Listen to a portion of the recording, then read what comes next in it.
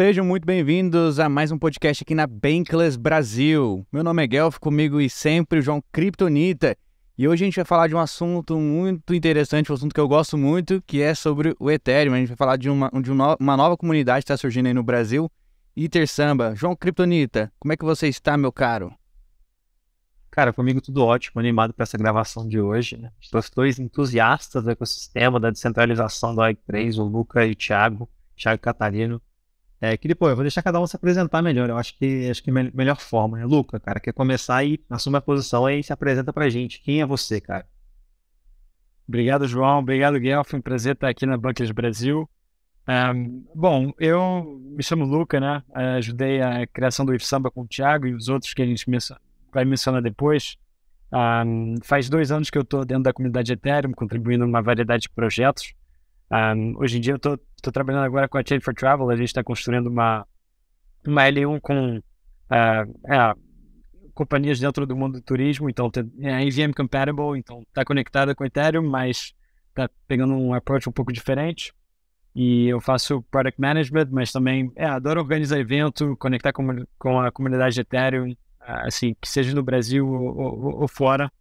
E é isso, um prazer estar aqui. Vai ser show conversar sobre o Ethersamba com vocês. Tudo bem, gente? Como é que vai? Boa tarde. Aqui, na verdade, eu não sei que horas vai acontecer, mas eu me chamo Thiago Catarino. Eu estou no mercado tem alguns anos, trabalhando no mercado diretamente desde 2017. Antes, pulei nessa buscando descentralização. Como princípio, eu venho de mercado de entretenimento, eu trabalhava com distribuição de filmes, representando a Disney e Miramax no Brasil e na América Latina. E eu estava querendo quebrar a lógica do autor, e aí eu comecei a estudar mecanismos que pudessem utilizar a prova de trabalho para poder distribuir também incentivos. Então eu estou nesse mercado basicamente pelo ethos dele, pelos princípios de descentralização, transparência e colaboração. E é isso, a gente também está aí buscando construir a Ethersamba, né, que já teve seus primeiros passos dados, depois a gente fala mais sobre, mas a principal iniciativa hoje que eu estou me dedicando, colocando meu sangue para poder fazer acontecer, porque ela está super alinhada com valores que eu acredito, valores da Ethereum, né, porque eu também entrei no mercado basicamente pela Ethereum. O projeto é a plataforma que eu mais acredito no mercado, né? Tem outros projetos também que são interessantes, mas a Ethereum é o lugar onde eu me sinto mais confortável por todo o ecossistema, pelos valores, pelas pessoas, e eu acho que está super alinhado também com a Bankless, né? Então, muito obrigado pelo convite, espero a gente fazer um bom papo hoje. Vamos falar então sobre o Ethersamba. Na verdade, eu queria primeiro saber de onde surgiu o nome, quem que teve a ideia do nome, e o que é essa comunidade, o que é o Ethersamba? Luca, você que foi o cara que deu a ideia do samba. Eu não sei quem tem essa história que eu vim com a ideia. Eu acho que realmente foi uma coisa de várias conversas, né? Porque, bom, agora eu vou mencionar eles, né? Tem mais pessoas do que o Thiago e eu que criamos o Ethersamba. São conversas que vêm desde o ano passado, em outubro, na DevCon em Bogotá. Tinha o Henrique, o Felipe e o Jeff, que todos contribuem também no mundo da Ethereum e de diferentes projetos e diferentes rolos, né? A gente vinha conversando de que a gente podia fazer no Brasil, né, para realmente criar uma comunidade que estava focada na educação de protocolos de Ethereum, aplicações que estão sendo construídas em cima, e também teria uma certa regularidade de se encontrar, de fazer hackathon, bootcamp. E, bom, essa equipe também é uma equipe que já vinha fazendo isso, né? Hoje já vinha fazendo evento, né, relacionado com Ethereum, ou, por exemplo, né, a Sol já vai fazendo bootcamp de Solidity há muito tempo, né? Uma das professoras mais conhecidas no Brasil. Então, a gente pensou que precisaria ter um nome que talvez vai além do nação-estado, né? A gente se inspirou também da Spaghetti, dos italianos, né? que também tiveram essa ideia. Então não foi uma criação pura brasileira, foi uma inspiração italiana também. E a gente pensou no samba, uma coisa brasileira que todo mundo se identifica, com qual todo mundo se identifica. Boa, boa, legal. E deixa eu perguntar para vocês, assim, como que o It's Samba pretende ajudar a comunidade da Web3 do Brasil? Quais são as iniciativas? Eu sei que vocês ainda estão nos trabalhos iniciais ali, eu sei que tem a comunidade e tudo mais, a gente pode até comentar mais sobre isso, mas o que vocês pretendem fazer no fim do dia? Bom, assim então eu pego, né? Então, cara, a gente fez semana passada, né? A gente, de alguma maneira, ensaiou algumas das ações que a gente pretende fazer, no caso, trazendo se jogando nesse meetup junto com a Lens, né, e com a Flick, foi com o objetivo básico. Ele traduz muito das nossas intenções no Brasil, né? O primeiro deles é realmente focar num processo que vai além da literalidade no conhecimento de blockchain, de Web3 e cripto, no campo da literalidade, mas para o campo de criar competências no desenvolvimento, né? E a Meetup ele trouxe um pouco disso, um pouco de workshop, né, dentro desse desenvolvimento. Um segundo é criar alguns braços, expandir alguns braços, sobretudo na América Latina. A gente fala tanto do mercado brasileiro, fala tanto do mercado estrangeiro, mas a gente interage pouco com a América Latina, por exemplo. A América Latina ficou... a gente está sempre olhando para a Europa, para os Estados Unidos, por conta do movimento que acontece nos Estados Unidos. Todo mundo lá fala, né, de network, né, tipo assim, uma vez que você lança um network, ele é global por natureza, mas basicamente está sendo todo construído nos Estados Unidos, né? Assim, claro, a Argentina é uma importante, vamos dizer assim, região de desenvolvimento, mas o Brasil ficou muito atrás, né? A gente ficou muito tempo focado em trading, né? Focado na questão de gráfico, e aí no Bitcoin, né? Tipo, muito focado em Bitcoin, como se o Bitcoin fosse a única alternativa viável, né? E a gente tem se provado que na verdade não vai existir uma economia, vão existir milhões de economias dentro do mundo, né? E eu acho que basicamente a Ipsamba ela tem esse por princípio, né? De conseguir trazer maior diversidade e pluralidade para dentro do ecossistema, né? Interagindo com a América Latina, fazendo intercâmbio do mundo com o Brasil, né? Trazendo recursos que de alguma maneira possam servir para uma comunidade mais ampla, não só apenas aqueles que têm conexão com o estrangeiro, que fala a língua estrangeira, de alguma maneira diminuir a barreira de entrada, conseguir deixar o ecossistema mais fácil de adoção, né? Afinal, a gente está falando de software, né? A gente não está falando de hardware, né? Onde a gente não precisa de maquinários pesados para desenvolver, a gente precisa de basicamente capacitação humana para serem desenvolvidos e criatividade, né? Então acho que criatividade o Brasil já tem muita. O Brasil é um celeiro de criatividade, né? A gente vê isso traduzido nos esportes, na música, né? Então eu acho que esse passo a gente está a dar para poder conseguir criar também uma economia criativa. A gente vê isso nos NFTs, né? O Brasil é basicamente um dos maiores consumidores do mundo de NFT, dentro da Polygon, dentro da Ethereum, seja onde for, Solana, né? E eu acho que agora a gente está na hora de começar a dar essa capacitação, né? Para poder as pessoas fazerem esse salto, né? Fazer esse salto para a Web3. Afinal, a Web3 é um movimento, né? Não é um fim, não existe ainda. A Web3 é um caminho, né? Hoje a gente usa o mesmo stack, basicamente, da Web2, né? Para desenvolver coisas. Então, a gente ainda está no processo de desenvolvimento, então acho que é a hora de conseguir democratizar esse conhecimento, essa competência em desenvolver, né? Porque basicamente é no campo da linguagem. Então, se a gente ensina essas pessoas a falar a língua dos códigos, provavelmente a gente consegue ter um Brasil mais plural, ter uma economia mais diversa, e isso acontece através de algum tipo de eventos bastante específicos, não só conferência, né? Não só networking, mas focado em workshops, focado em bootcamps, focado também, né, nessa camada de aprendizado que é cloning, né, onde a pessoa está ali, ó, faz isso, faz isso, faz isso, faz isso, faz isso, é quando a pessoa vai copiando, quando ela vai ver, ela já tem a propriedade para pensar sozinha, né? Então, isso é uma maior qualidade, por exemplo, da Solange, né? A Sol, ela educa muito bem dentro desse processo, dentro dessa metodologia, né? Onde as pessoas se apropriam desses elementos, elas conseguem replicar, e quando você vai ver, assim, cara, as pessoas conseguem, em 6 meses, estarem capazes de, por exemplo, participar de um hackathon global, ter criatividade tradicional do brasileiro e às vezes competir por prêmios, assim, sabe? Eu conheço vários casos aqui no Brasil de pessoas que em 3 meses estavam competindo em hackathon e conseguiram ganhar prêmios.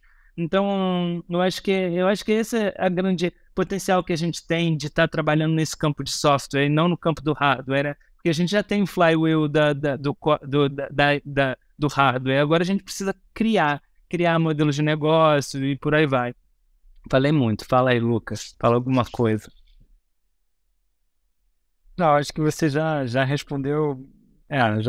Já respondeu a toda a pergunta e talvez algumas outras. Então, nada mais adicionar a isso. Eu tenho uma questão sobre as comunidades que estão sendo construídas em torno dos projetos de blockchain, etc. Mais especificamente em cima do Ethereum. Qual que é o papel, na sua visão, assim, qual que é o papel da comunidade Ethereum na evolução da plataforma? Você acha que a plataforma consegue evoluir sem ter uma comunidade, sem ter comunidades ajudando por trás? Você diz a comunidade Ethereum?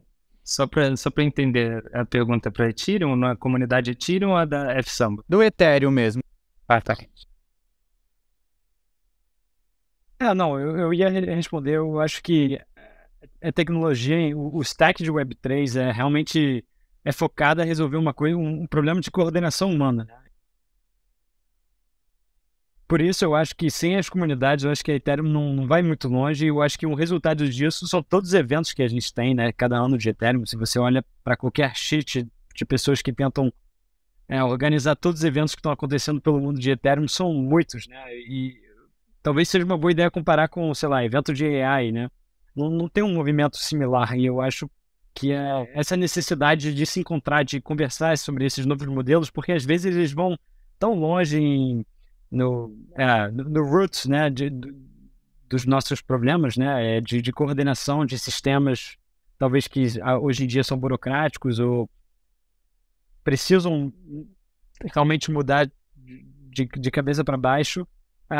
E essa eu acho a necessidade de se encontrar, de ter essas conversas que às vezes duram muito tempo, né? Mas como assim, a implementação de upgrades de protocolos na Ethereum às vezes demora muito tempo, né? Mas é um fit de colaboração, eu acho que só pode acontecer com as comunidades se encontrando, né? E eu acho que a mesma coisa acontece para as aplicações em cima da Ethereum, porque elas funcionam diferentemente. E a gente ainda nem resolveu muitos problemas, né? Como ter um UX simples, né? Se comparar com o Web 2, tem muitas aplicações que ainda são melhores, né? E Web 2, só que com o tempo, né? Com o desenvolvimento de protocolo, mas também de trazer mais designer para as comunidades, a gente consegue também fazer com que a promessa da Web 3 saia, né? Da ideia e vire prática. Não, é que eu ia falar uma coisa interessante, porque, por exemplo, a Ethereum, ela nos anos, né, a comunidade ela cresceu de uma maneira exponencial, né?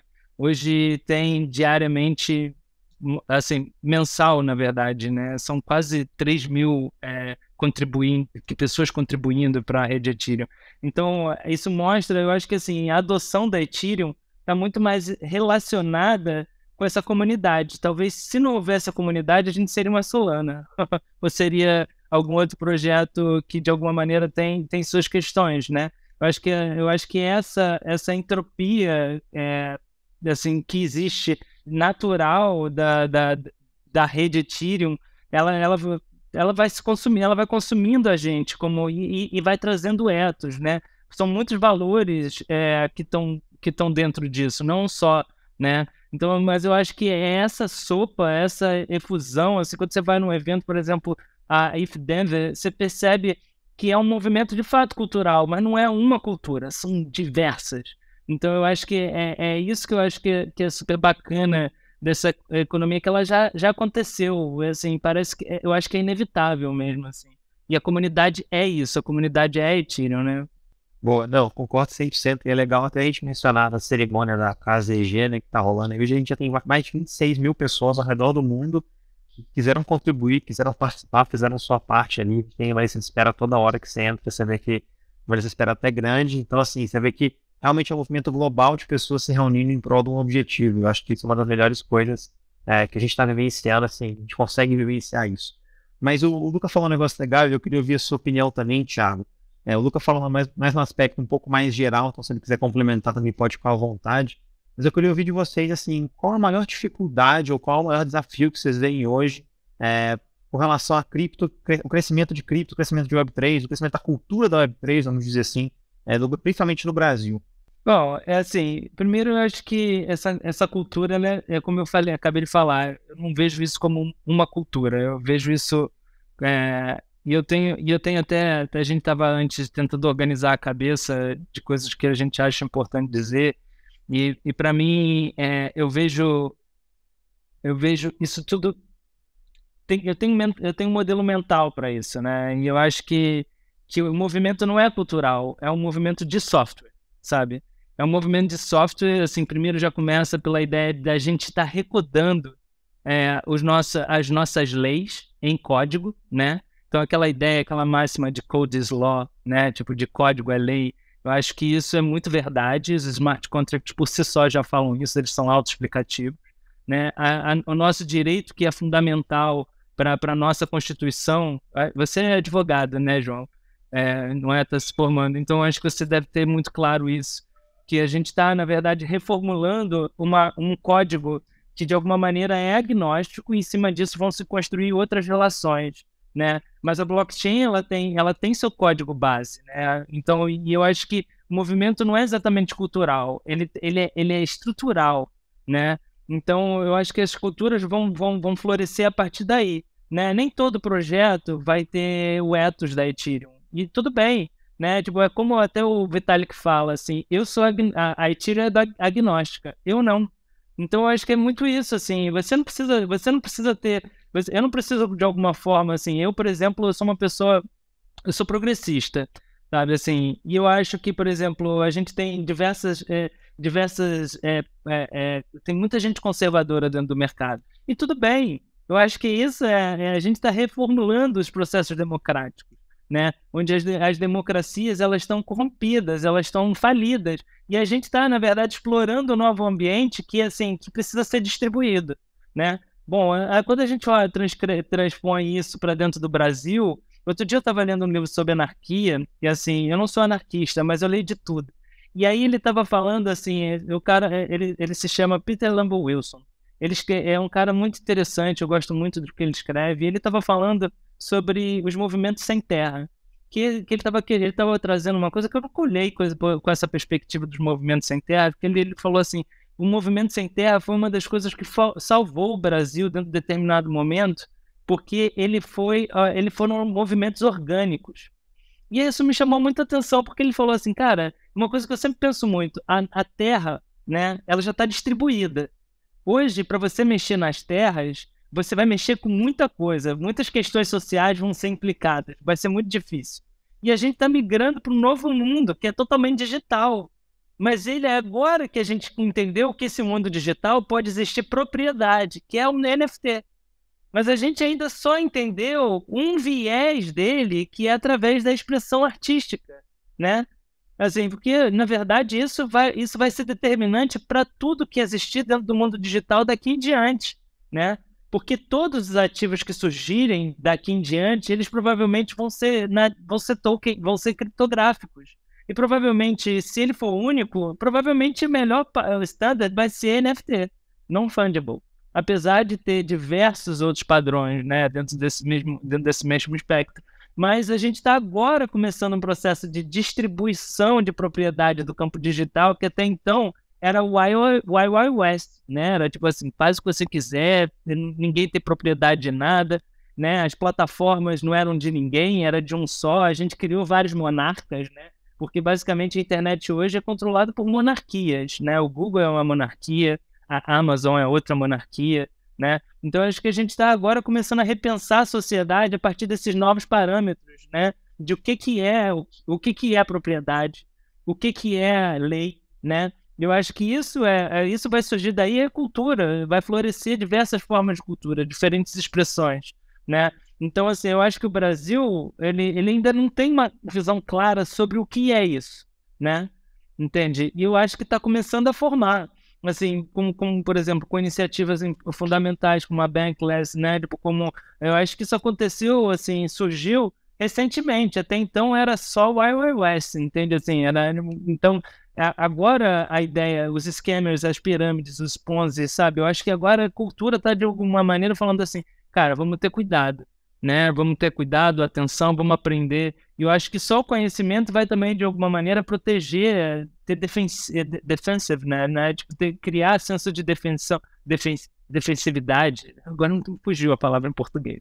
Mas porque eu acho que a gente tem uma responsabilidade muito grande, cara. Que é assim, é educar as pessoas a se proteger de uma coisa que ainda está se construindo, entende? De um ecossistema que ele ainda está se fundamentando, sabe? Às vezes eu fico muito preocupado, assim, de falar assim, aquela corrida, assim, parece que está na corrida do ouro. Vai, compra o token, vai ser 5 mil de valorização em um mês. Cara, isso, assim, só vai criando, de novo, assimetrias, sacou? Sabe? Por isso que eu acho que a Ethereum Samba também tem um fundamento muito grande, que é falar assim, cara, em vez de pensar que não tem para todo mundo, vamos inverter essa lógica e falar assim, cara, é abundante, tem para todo mundo, sabe? Vamos trabalhar junto e vamos ensinar, vamos educar, vamos criar esse ecossistema para que as pessoas entendam que distribuição é muito maior do que descentralização, sacou? E assim, a gente precisa distribuir esse ecossistema, ele está bem distribuído, as pessoas precisam ganhar, incluir as pessoas dentro dessa parte, da participação dessa nova riqueza que está surgindo, né? Então, faz sentido? Fala aí. Mas eu ia até te perguntar, qual que é o ethos que você define que o Ethereum tem que outras comunidades, outros blockchains não têm? Qual que é esse ethos que te chama a sua atenção? Cara, eu acho que assim, a própria maneira como o Ethereum surgiu e a própria maneira como o Ethereum, assim, eu sei que existe o Vitalik, né?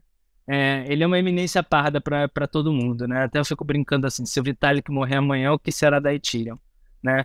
Mas eu acho que ele naturalmente, por ser um protocolo autônomo e pela quantidade de de nodes que eles foram se difundindo, isso já cria, na verdade, o Luca fica sacaneando que eu adoro a palavra sharding, né?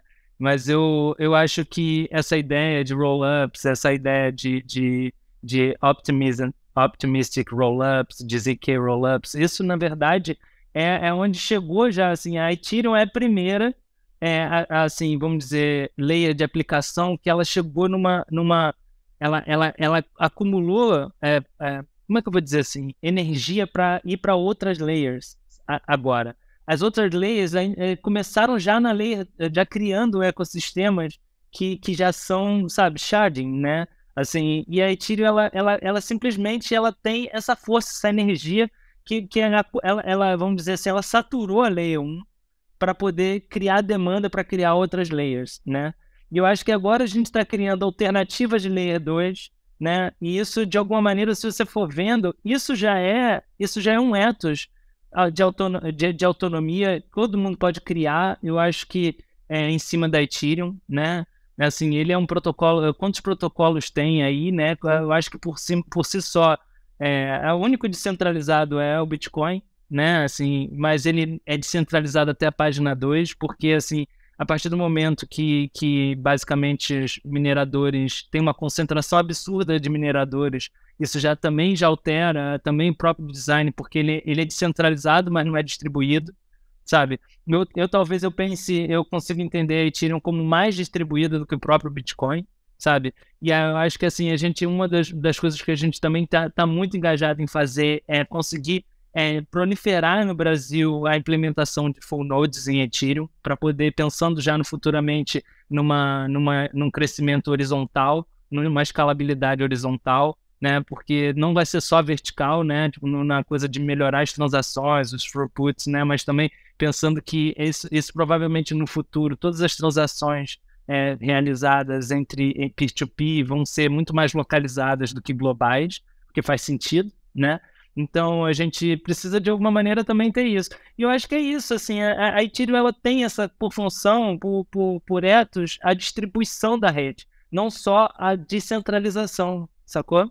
E eu acho que isso que é um pouco diferencial na minha perspectiva, é como eu enxergo um pouco diferente. E por isso que eu gosto da Ethereum, sabe? Que ela, de alguma maneira, ela é agnóstica, apesar de ter uma eminência parda, né? Que é assim, que muitas pessoas se debruçam nele como um mentor, e eu acho bacana porque ele foi uma pessoa fundamental, mas assim, todos os outros protocolos, eles são baseados em virtual machine. A Ethereum foi a primeira a entender em computação em rede, sacou? Então, assim, isso por si só, de ser o precursor disso, isso já é uma vantagem, né? Tipo assim, também a Aya fala muito dessa coisa do Infinite Garden, que eu acho que é exatamente isso. É que assim, vai se fragmentar tanto que a coisa vai acabar acontecendo assim. A gente vai poder ter um restaurante em algum momento, botar um QR Code, alguma leitura de máquina e falar assim, ó, isso daqui, você quer ser sócio desse restaurante? Então, pega aqui, faz isso, faz todo esse processo, você vai poder ser sócio.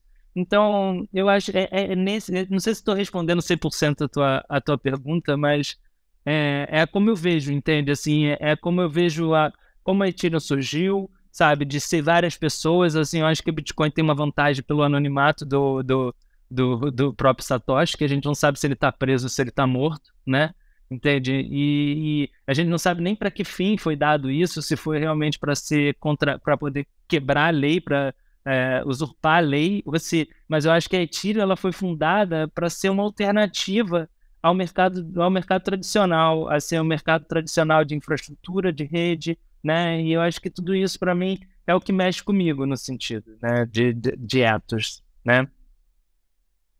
Talvez eu possa adicionar uma coisa que resume bem o ethos da Ethereum, que é o evento mais velho, né, que tem da Ethereum, que é esse Denver, né? E, na verdade, nós quatro, acho que vamos estar lá. Então, se qualquer pessoa ouvindo, entra no Discord da Bankless Brasil ou do Samba, que estamos organizando os meetups em Denver esse ano. Mas eu acho que o Denver resume muito bem o ethos da Ethereum, né? Que é uma comunidade onde tem todo tipo de pessoas, né? Você vai encontrar pessoas de terno, pessoas fantasiadas de Buffycorn ou fantasiadas de várias maneiras, pessoas com camisas da Ethereum, pessoas com camisas da Polkadot, camisas de qualquer outra L1 que existe, e todas as pessoas se juntam e têm essa vontade de criar public goods, de criar software que é open source, que as pessoas podem usar, copiar e criar um projeto novo com uma estratégia nova. Então eu acho que, para mim, isso resume muito bem o ethos, e isso a gente até fala, né, muitas vezes com a equipe do Samba, que a gente quer trazer, né, esse foco cultural, esse foco em public goods, esse foco em open source para o Brasil também, né? Então, eu resumi bem para mim o ethos da Ethereum. Boa, legal.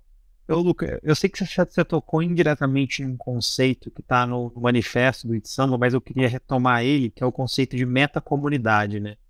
Acho que é um conceito, assim, que eu ouvi muito o Thiago falando comigo, né, na primeira vez que eu conheci ele, e eu queria ouvir de vocês, assim, cara, o que é metacomunidade? Como é que vocês pretendem crescer a metacomunidade do Itsamba aqui no Brasil? Assim, queria entender um pouco mais sobre esse conceito, principalmente.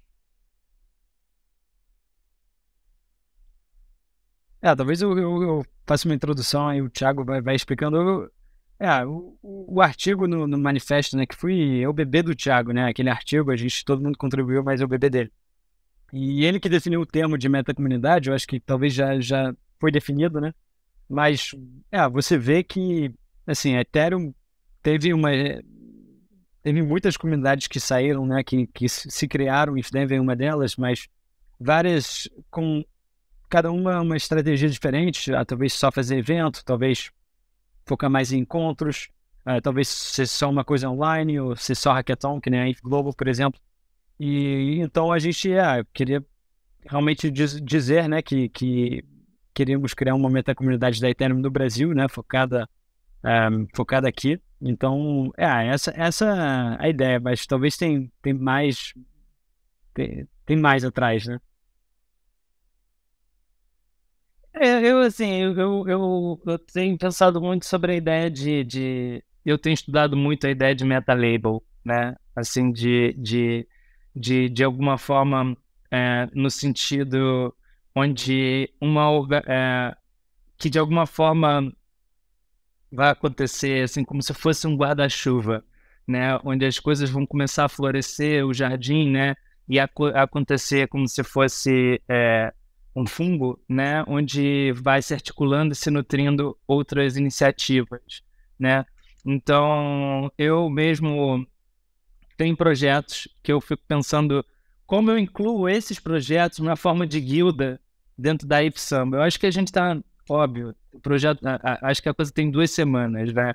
Acho que a gente já está, eu e o Luca, a gente está super ansioso para poder colocar as coisas em prática. A gente tem algumas dificuldades iniciais que, assim, são muito chatas, eventualmente, né? Porque atrasam, às vezes, quem está mais rápido e quem está, de alguma maneira, colocando mais energia. Mas isso não é um problema, isso é só uma questão de alinhamento, de criar framework, criar infraestrutura para que, de alguma maneira, possa as coisas se desdobrar. E aí, assim, esses projetos que eu penso, eu acho que eles entram dentro dessa meta-estrutura, né? Tem um artigo que fala sobre essas superestruturas também dentro da cultura de... Quer dizer, que cultura não gosta dentro do movimento de cripto e Web3, que é basicamente isso, assim, a gente tem replicado estruturas atrás de estruturas, né? A Bankless é muito boa em compartilhar estruturas, né? De eu compartilhar frameworks, e as pessoas vão replicando isso, e às vezes sem atribuição, né? E eu acho que, eventualmente, ela acontece, a gente não tem essa interação, eventualmente eu leio alguma coisa e eu não consigo interagir com aquela coisa que eu li, sabe? Ou com o autor. E eu acho que é muito fundamental dentro de ter uma comunidade quando o foco dela não é ela se retroalimentar, sabe? O Sioff falou, outro dia ele postou uma coisa que, assim, pô, foi meio que, caramba, ele percebeu isso. E foi muito bacana, porque ele falou assim, cara, é muito chato quando uma comunidade, ela por enquanto comunidade, ela, assim, é toda descentralizada, de todo mundo. Aí quando o cara recebe dinheiro, ele vira uma startup.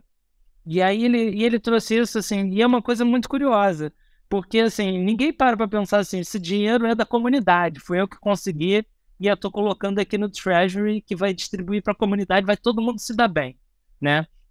E aí eu até liguei para ele e falei assim, cara, como é que você pensa isso? Qual é a alternativa?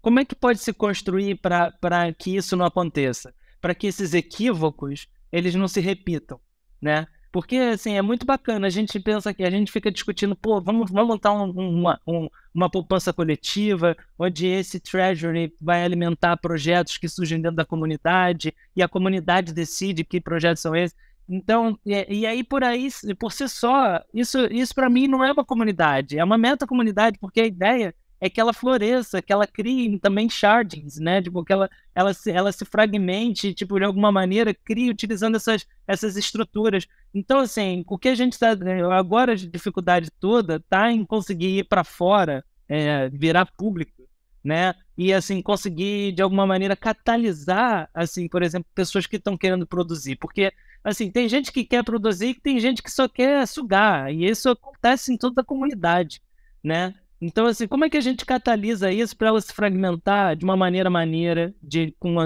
tendo interação, e essa interação retroalimenta tanto essas guildas, essas iniciativas que estão trocando conhecimento, que estão se fundamentando em diferentes, em frameworks diferentes, criando playbooks conjuntos, né? Assim, de colocando as coisas públicas e tendo, na verdade, atribuição, né?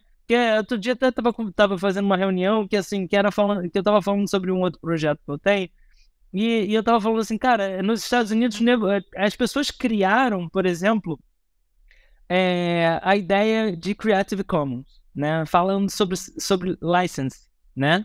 De direito direito de royalties, direito de autoria, né? Mas ninguém parou para pensar e falar assim, cara, em vez da gente assinar junto, tipo, o Luca falou que é o bebê dele.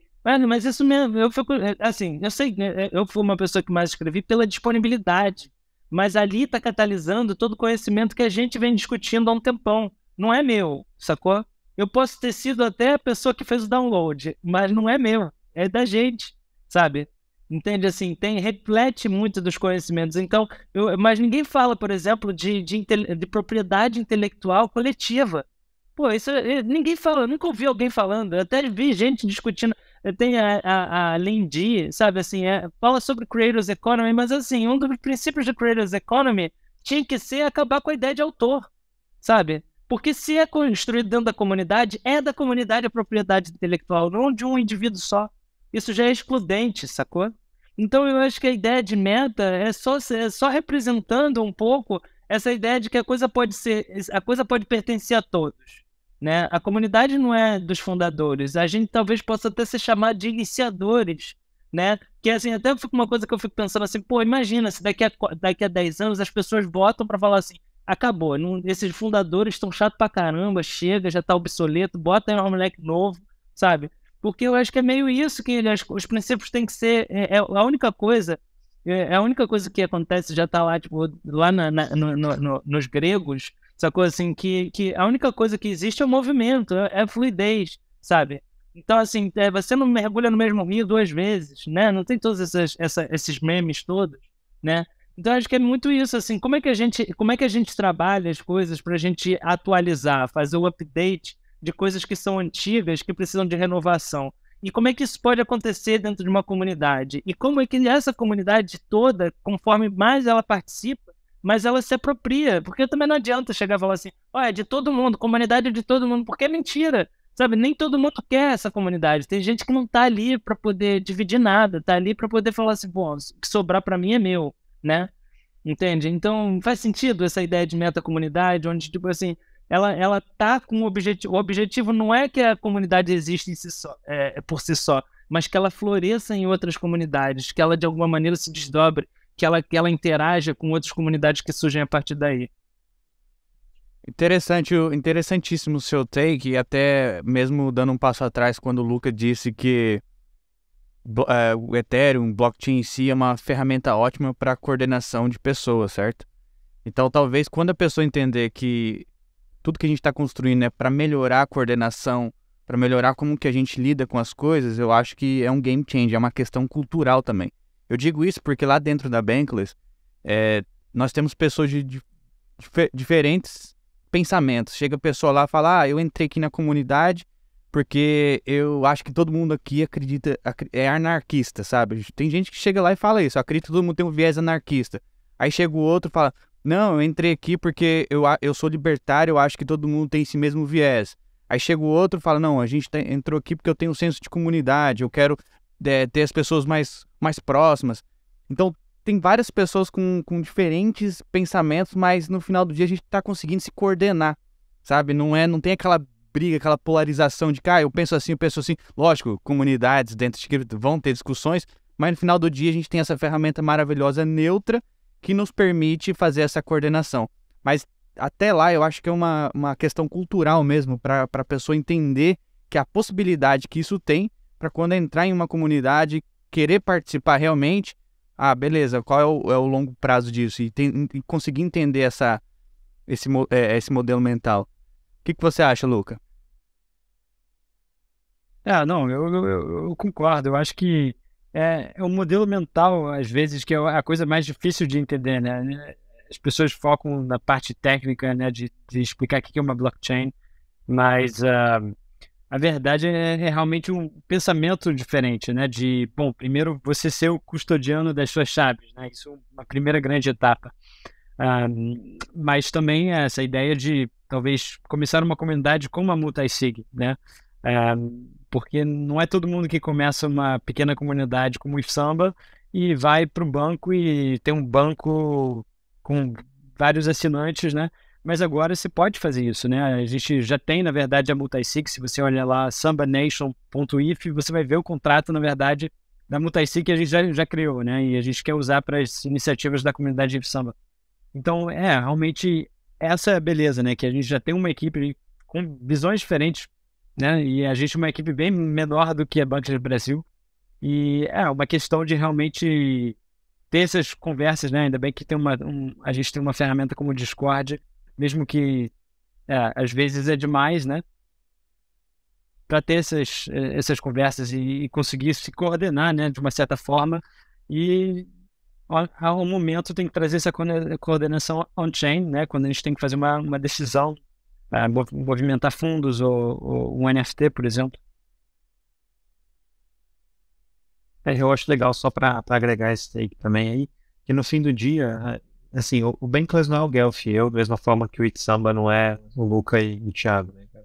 A gente tá fazendo, tudo que a gente está fazendo, inclusive, não é pela gente, é porque a gente acredita tanto no ideal, a gente acredita tanto que isso tudo que está acontecendo aqui na Web3, em cripto, blockchain, mas cara, é fora de série, que a gente quer que mais pessoas também percebam isso. Então a gente quer levar essa ideia para mais pessoas. E fala, cara, acho que todo mundo aqui, isso aqui vai ser acho que um consenso, mas querendo ou não, o cripto muda a vida de todo mundo aqui, seja com uma ideia, seja com uma amizade nova, seja com um trampo novo, seja com qualquer tipo de iniciativa, né? E a gente percebeu o quanto isso é impactante e quanto isso pode melhorar a nossa vida. Agora a gente quer mostrar isso para as pessoas. Então, para mim, essa é a melhor parte do universo cripto no geral, a gente poder levar todo mundo com a gente, né?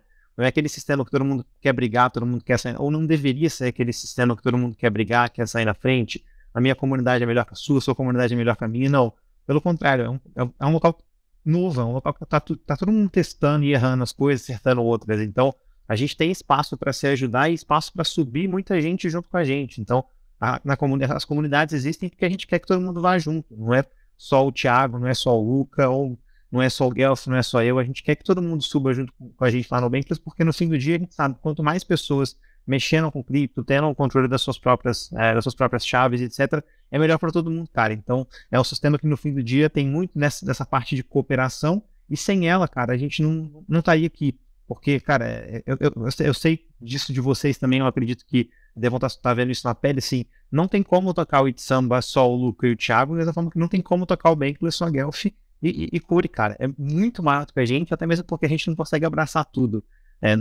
No dia 1 parece que é muito pouco, cara. No dia 3 você já vê que tem muita coisa para fazer de uma forma que você não consegue nem acompanhar tudo. E cripto não para, né, cara? 24/7 é conhecimento de tudo, é 15 áreas para você estudar, você não consegue acompanhar nem 3 direito. Então, o que a gente está querendo aqui é para ser muito maior do que a gente. E no fim do dia, o nome é diferente, mas a nação Bankless, a nação é cripto, a nação cripto é todo mundo, cara. Então, eu acho que isso que é o mais legal de tudo, a gente poder se juntar e falar, cara, como é que a gente vai conseguir melhorar a educação das pessoas, né, sobre cripto no Brasil, como é que a gente vai conseguir fazer o onboarding de mais pessoas, proporcionar trabalho para essa galera, fazer eventos para a galera se encontrar. Eu acho que isso que é o mais sensacional que a gente pode construir aqui nesse ecossistema, cara. Acho que se não fosse isso, eu mesmo não estaria aqui.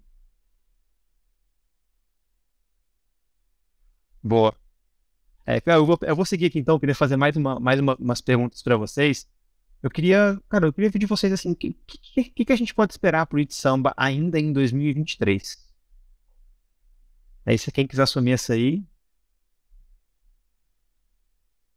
2023 começou agora, né? Então a gente tem muitos planos, mas obviamente, como o Thiago disse, 2 semanas atrás a gente jogou o manifesto do Mirror, né?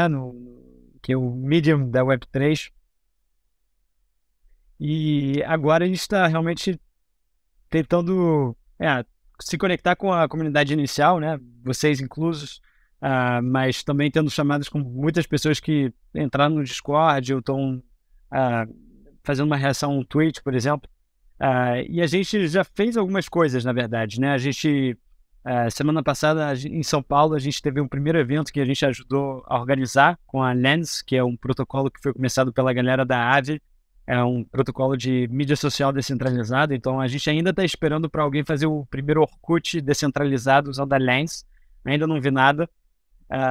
Então, fizemos nosso primeiro evento com eles e a Flick também, que é tipo um Vercel da Web3 para facilitar o deployment de sites e de aplicações.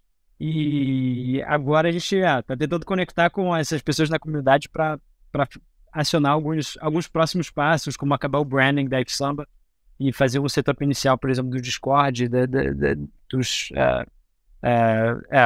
dos nossos meios de comunicação, e fazer talvez um primeiro meetup fora do Brasil, em Denver, mas também fazer um primeiro bootcamp e hackathon no Brasil, ainda não sabemos aonde. E eu acho também, talvez o Thiago pode falar mais sobre isso. No manifesto a gente fala de work streams, né, e de atividades que vão demorar sim um pouco mais tempo, mas que a gente acha são chave para resolver os problemas que a gente mencionou que tem na Web3 no Brasil. Até assim, pegando essa deixa dos work streams, a gente ficou essa semana, até eu tenho conversado, feito uma coisa que eu acho que é fundamental, ainda mais no tamanho de comunidade que a gente está ainda, né? É conhecer as pessoas de forma mais próxima, né? Entender, ouvir a voz, sabe? Eu acho que quando você passa um estágio robótico da coisa, né? Porque a pessoa passa a ter um corpo, mesmo que você só escute a voz com a câmera desligada. Mas você supõe, né? Assim, a gente também, eu fico pensando assim, cara, quando a inteligência artificial, assim, eu já vejo os velhos conversando com a Siri, né? Assim, parece que eles estão conversando com quem que existe, né? A concepção deles talvez é porque ainda a voz é muito robótica, mas a gente precisa ouvir as pessoas para a gente entender, às vezes, assim, se cuidar, né? E aí eu acho que a comunidade está nesse estágio de cuidado. A gente está ainda, essa semana ainda tem várias conversas, né? Eu com o Luca, a gente escreveu uma primeira proposta de como a gente organiza essa questão para contribuição, né? De entender como é que as pessoas, como é que se organiza o processo de curadoria das ideias, porque assim, a melhor maneira de você pensar é vamos dizer assim, a gente fala de missão de comunidade, né? Mas a missão eventualmente é projeto, né? Então aí a gente tem 10 projetos super legais, mas assim, não tem mão para tocar 10 projetos. Então a gente tem que entender assim, como é que a gente faz essa curadoria desses projetos, né? Para que a gente pense, os work streams, quando eu até coloquei no documento, basicamente são work streams básicos de DAO, né? Assim, que você fala assim, a DAO precisa ter a comunidade, precisa ter uma parte de governança, de cuidado, né? Assim, que a pessoa que está lá no dia a dia, né, fazendo keeping, né, sabe? Aí precisa ter alguém que cuida de treasury. É uma coisa que eu estava até outro dia pensando, você fala assim, cara, como é que a gente cria, a gente pode ter uma parte, um workstream só focado em análise de moedas, mas análise de moedas assim, para falar assim, cara, olha só, a gente não vai te vender uma carteira, a gente vai simplesmente falar assim, como a gente pode ganhar sem precisar vender um curso, né? Porque basicamente hoje os influencers todos na rede, eles estão vendendo curso, né? Os caras vendem curso, eles ficam ricos vendendo curso, sabe? E isso assim, cara, isso não é inclusivo, sabe? Isso de forma alguma tem inclusão aí, né? Porque assim, eu te vender um curso, não necessariamente você vai ganhar, mesmo, sabe? Se você entrar já num momento diferente de mim dentro de uma carteira, sabe? Você provavelmente já pode ter perda e eu ganho, sabe? Assim, imagina, se você entra numa carteira com Bitcoin a 60 mil, às vezes, cara, você provavelmente não ganhou nada, entende? Então, eu acho que, mas o pensamento fundamentalista de uma análise, de entender assim, pô, quais são os atributos que normalmente várias teses de investimento, elas não compartilham como é que elas chegam até aquele ativo, né? Eles não explicam o que eles estão analisando, quais são as perspectivas eventualmente a coisa é muito fechada, sabe? Porque eles precisam ganhar dinheiro, né? E como é que democratiza esses processos, né? Então, são coisas que eu acho que, assim, por exemplo, são um projeto, né? Mas será que isso é valioso para todo mundo? Será que a gente tem gente na comunidade que tem interesse em fazer isso, né? Então, hoje a gente está entendendo, assim, como é que a gente organiza, quais são os critérios que a gente, por exemplo, vai avaliar, por exemplo, projetos, né? Por exemplo, o Bootcamp é uma coisa que a gente está querendo fazer para ontem, porque a gente precisa continuar já esse movimento. Isso é um projeto que surgiu da gente, né? Mas, obviamente, seria muito bacana que a comunidade também já começasse a participar, jogando projetos na mesa, né? Falando assim, ó, tem esse projeto aqui, porque nessas conversas que eu tenho tido, as pessoas falam assim, ó, tem esse projeto, tem esse projeto, tem esse projeto, tem esse projeto. E, assim, isso é muito maneiro, porque isso é senso de comunidade, né? Isso é senso de networking. Ninguém tá falando assim, cara, esse projeto é meu, eu só te mostro se você, tipo, assinar aqui um non-disclosure agreement, né? Sabe? Então, assim, Eu acho que a gente tá entendendo, mas precisa ter esse framework. Depois eu quero, assim, até quero compartilhar com vocês. Eu adoraria ouvir o que vocês acham desse framework, né? Assim, de como é que isso pode acontecer, a ideia de projeto, a ideia de work streams, a ideia de tarefas, porque a partir disso que vai ser assim, cara, eu acordo. Porque se João olhar e falar assim, cara, eu não concordo com nada disso, você vai querer se envolver? Não vai, né? Então eu acho que é muito isso. Então a gente tá nessa parte, ó, óbvio. A gente tá indo agora para F-Denver, a gente tá querendo fazer alguma coisa, sei lá, fazer uma coisa brasileira em Denver, sabe? Eu acho que seria muito bacana a gente ter um jantar, um café da manhã, sabe? De conectar pessoas, assim, de ter... Porque eu acho que, assim, sabe o que ganha? Assim, se eu chegar lá sozinho e falar assim, eu sou brasileiro, é uma coisa. Se chegar todo mundo e falar assim, a gente é brasileiro, isso tem um peso, sabe? E muito grande, sabe? Eu acho que eu estava conversando isso sobre a DevCon com a Solange. Mas, assim, a Solange levou muita gente para lá. E o fato dela ter, assim, muita gente que foi pela Solange, ela aumenta o valor dela.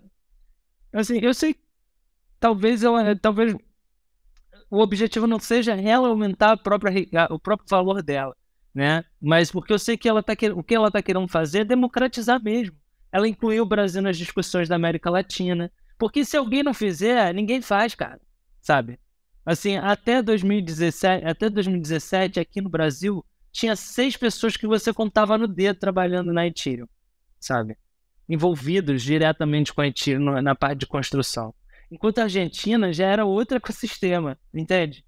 Então, assim, o que aconteceu? O que está acontecendo? A gente tá chegando lá atrás, chegando por último, né? E a gente tem um país de 250 milhões, 240 milhões de pessoas, 220, né? Eu não sei, agora me perdi na quantidade do Brasil, porque eu tive a impressão que são 220. E aí eu acho que é muito isso, assim, a gente tem que fazer coisas, né? Essas propostas têm que chegar no João, tem que chegar no Guelph, para que vocês falem assim, cara, isso é legal, bacana, vamos discutir. Sabe assim, por exemplo, eu comecei a conversar com a galera da Starknet para poder fazer bootcamp da Starknet em Cairo, sabe? Mas o que eles falaram assim, quantas pessoas querem participar? Vocês têm alguma pesquisa que prova que a galera quer fazer Cairo, né? É tipo isso, a gente precisa ter uma comunidade para poder validar determinadas coisas, né? E assim, eu digo eu como comunidade, não assim, não sendo top-down, né? Mas essas oportunidades que chegam, elas têm que estar validadas dentro da comunidade para falar assim, e é isso, se a comunidade não valida, por que vai trazer uma coisa maravilhosa se ninguém adota? Faz sentido? É uma Então, eu acho que mentalidade diferente mesmo, né? Uma mentalidade diferente total. mesmo. Até mesmo nesse mesmo take seu, a Bankless, e eu tô vendo que o Ethersamba, eles estão bem alinhados nessa questão de democratizar o acesso e trazer mais pessoas. Eu acho que juntos, a gente sempre fala isso dentro do Bankless, juntos somos mais fortes do que outras pessoas por aí que querem estar dentro de cripto, mas quer ter uma tomada mais autoritária, quer ter, sei lá, quer criar um sistema hierárquico, e não é essa a ideia, né? Eu acho que a questão da comunidade, a gente está vendo a comunidade do Ethereum criando coisas ao redor do mundo. Isso é sem palavras, não tem como comparar. Eu acho que isso tá se mostrando que dá certo. Eu acho que a gente está no caminho certo para fazer as coisas acontecerem. Galera, já encaminhando aqui para o final, então eu queria perguntar para vocês dois, como que alguém consegue fazer parte hoje do Samba? Como é que alguém consegue encontrar o Samba nas redes sociais? Qual que é o melhor caminho para eu encontrar essa meta-comunidade que a gente está criando aqui, todo mundo? Então, provavelmente o melhor lugar por agora é ou ir para o ifsamba.org, que vai ser o nosso Linktree por agora, que tem todos os links, ou para o Twitter, tem ETH Samba, ifsamba, e aí você vai encontrar todos os links. E entra no Discord ou no Telegram. Dá até para marcar uma chamada no calendário com a equipe do Samba, aí tem mais uma conversa pessoal sobre onde você quer contribuir. E, assim, o Thiago falou da roadmap desse ano, a gente realmente quer criar uma comunidade de pessoas que querem ajudar a criar essa comunidade, outras comunidades, aplicativos na Ethereum, contribuir no protocolo realmente botar o Brasil no mapa dos protocolos internacionais para que essas pessoas também tenham esse suporte. Então, se você é uma dessas pessoas, entra lá nos links e converse com a gente e a gente pode colaborar juntos. Então eu só queria adicionar um take final aqui, que o Ethereum tem o potencial de mudar várias indústrias como a gente conhece hoje, né? Primeiro a gente pega o controle de volta das nossas finanças, a gente pega o controle de volta da nossa identidade, a gente cresce como comunidade e vamos mudar a forma de negócio como a gente conhece hoje, supply chain, game, etc., para ser algo mais inclusivo mesmo. Então com isso, pessoal, eu queria finalizar o episódio e fazer aquele disclaimer final, né, Curi? Que nada falado aqui hoje foi nenhuma recomendação de investimento. Ethereum, Bitcoin, cripto em geral são considerados ativos de risco, então faça suas próprias pesquisas. E lembrando a todos também que estamos a caminho do desconhecido. Essa é a fronteira e não é para qualquer um, mas estamos muito felizes que vocês estão conosco nessa jornada. Muito obrigado a todos e até a próxima. Valeu!